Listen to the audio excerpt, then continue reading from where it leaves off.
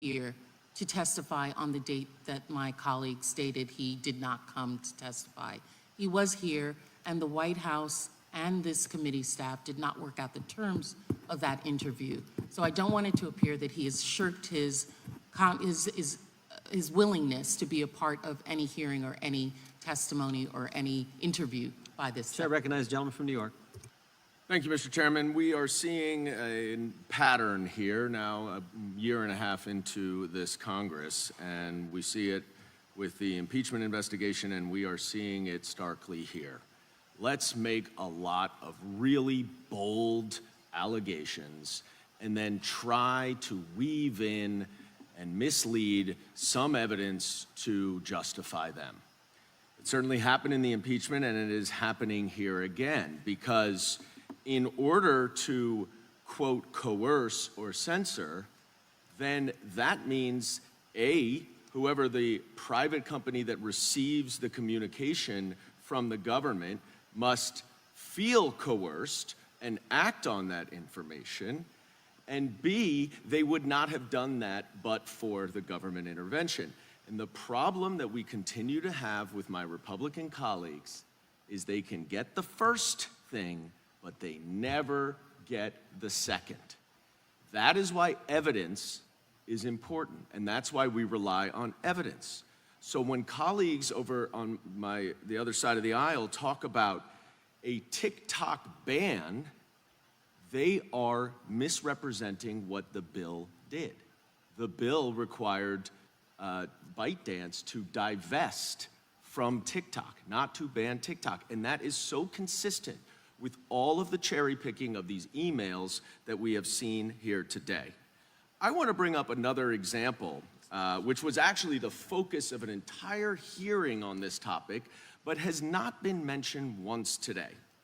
And that is the email from Clark Humphrey to Twitter related to Robert F. Kennedy Jr.'s tweet about blaming Hank Aaron's death on the COVID vaccine.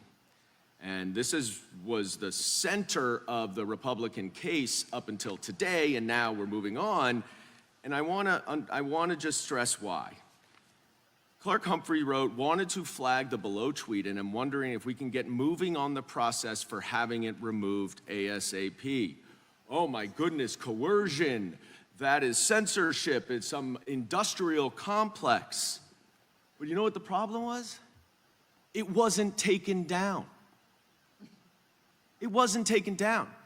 Twitter received that email from the White House and did not act on it. Mr. Seligman, is there possible to have coercion when someone does not do what the other person asks? Now, we've heard a lot on the other side of the aisle. I think my friend Mr. Stubbe talks so much about March 2nd, all the emails to Amazon, and trying to ban books. Well, we were not allowed to enter into the record some of the testimony from the employee who received those emails at Amazon, but I'm gonna go through this transcript because this employee was asked about that email. Even though you anticipated that you might be asked to remove content when you had a live conversation with Mr. Flaherty, you in fact were not asked to remove any content. Question? Answer, that's my recollection, yes. So I just want to be clear, to your knowledge, did anyone from the US government, including Mr. Flaherty or Mr. Slavitt, both of whom are witnesses here, ever coerce Amazon into removing content from its platforms? No. The answer, as the ranking member pointed out with so many other companies, was that they made their independent decisions what to do with the content based on information provided from public health experts like Mr. Slavitt and the CDC and how that applies to their own policies. So you cannot have a First Amendment violation when a private company is making its own independent decisions, as every single company as part of this investigation did. So what is this all about?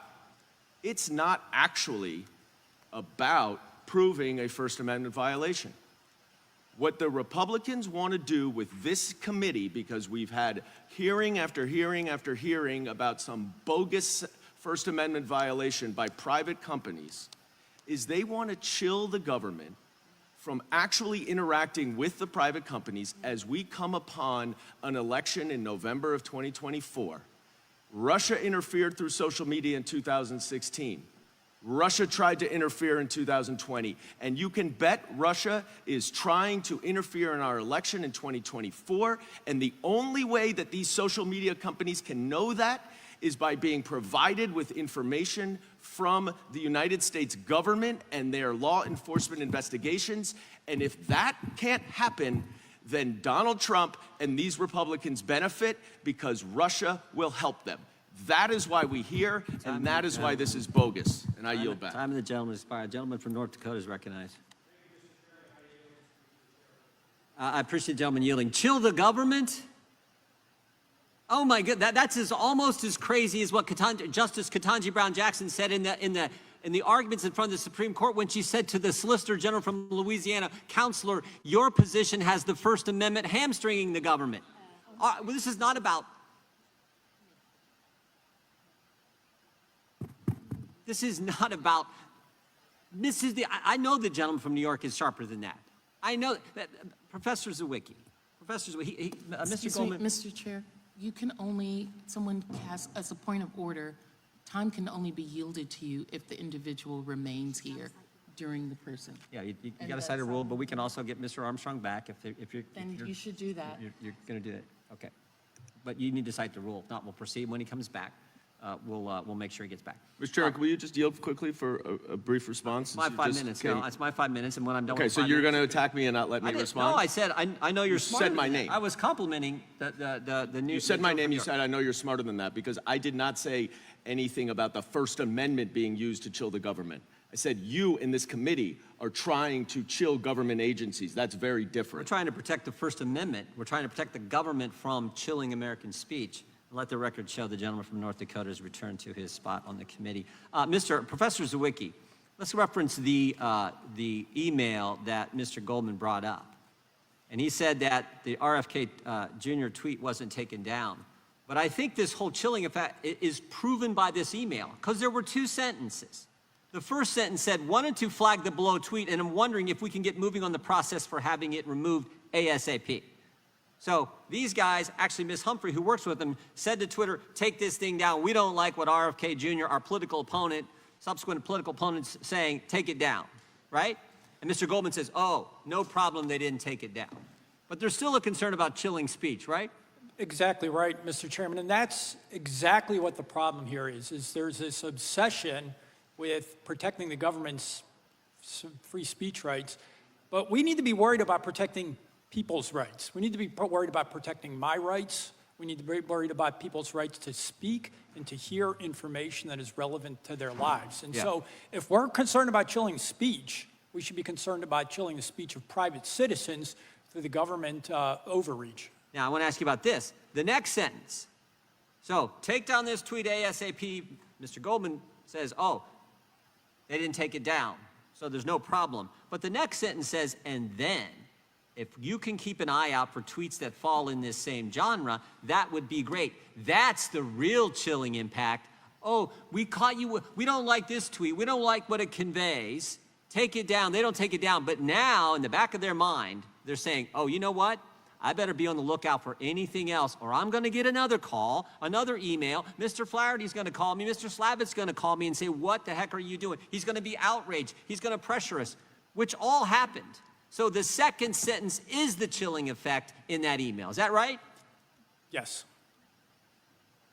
This is just ridiculous. Oh, and let's go to the Amazon communications, because this was speech that was changed. This was content that was changed at the request of the guys in the Biden administration. The impetus for this request is criticism from the Biden administration about sensitive books we were given prominent placement to. So we're going to create a new do not promote class for anti-vax books. So they demoted these books.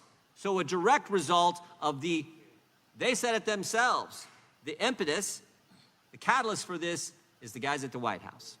That's us not just chilling, that's actual action taking place at the request of government to limit speech and who gets to see it. And I would add, this isn't the government providing public information about issues of health.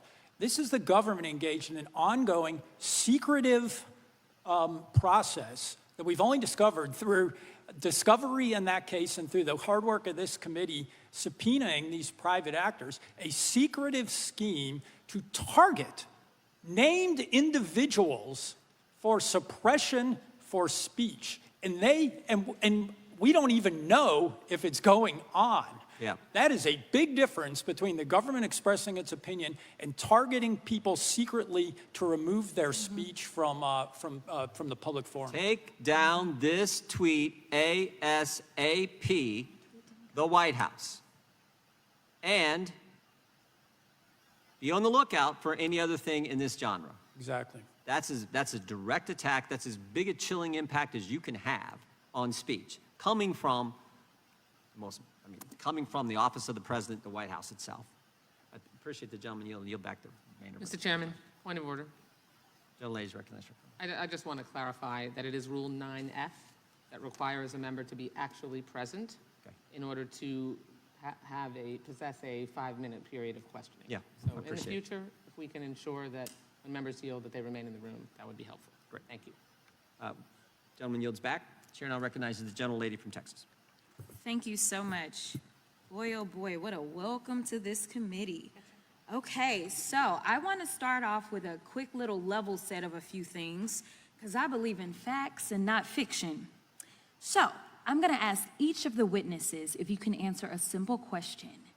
Who won the 2020 election? Let's start right here.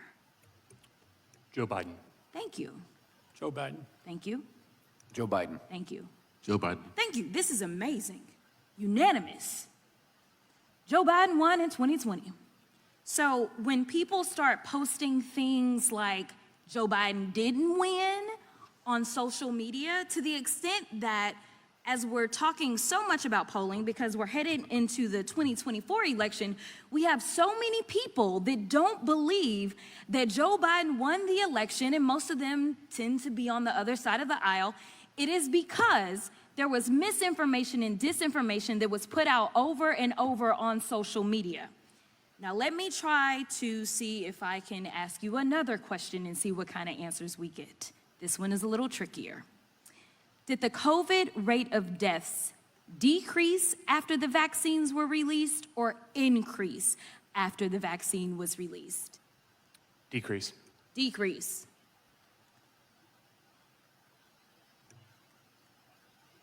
I'd have to review the data, but are you just talking about the COVID rate of deaths or all excess mortality? No, the COVID-related I deaths. believe that the COVID-related deaths declined, but in the Delta period, I'm not sure. That's why I'm hesitating. Thank you so much.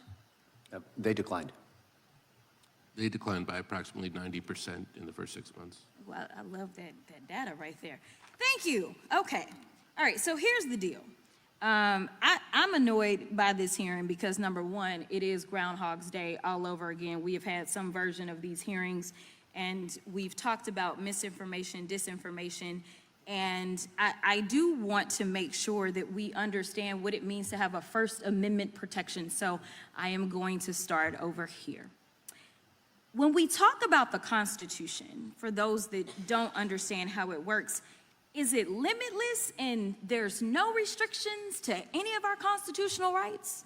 No. It's not limitless, is it?